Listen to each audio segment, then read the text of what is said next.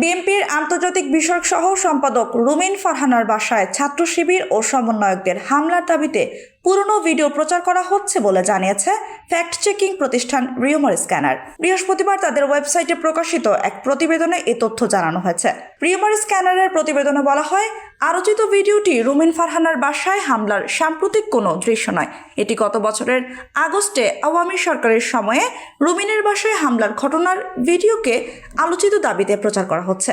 প্রতিবেদনে বলা হয়, এই বিষয়ে অনুসন্ধানে আলোচিত ভিডিওটি পর্যবেক্ষণ করে এতে মূলধারার গণমাধ্যম চ্যানেল 24 এর লোগো লক্ষ্য করা যায়।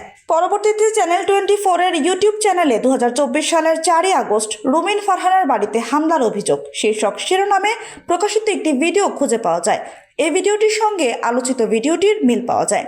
রিউমার স্ক্যানার জানায়, ভিডিওটিতে রুমিন ফারহানা হামলাকারীদের সম্পর্কে বলছেন, তারা ইতোমধ্যে আমাদের ভাইদের রক্ত ঝরিয়েছে, আমাদের বোনদের রক্ত ঝরিয়েছে, আমাদের স্টুডেন্টদের রক্ত ঝরিয়েছে। এ থেকে প্রতীয়মান হয় তিনি আওয়ামী লীগের অঙ্গ সংগঠনকে বুঝিয়েছেন।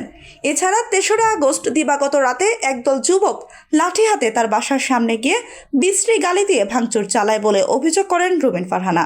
রুমিন ফারহানা তার ফেসবুক অ্যাকাউন্ট থেকেও এই হামলা সংক্রান্ত ইন্ডিপেন্ডেন্ট টিভির প্রতিবেদন শেয়ার করেছেন।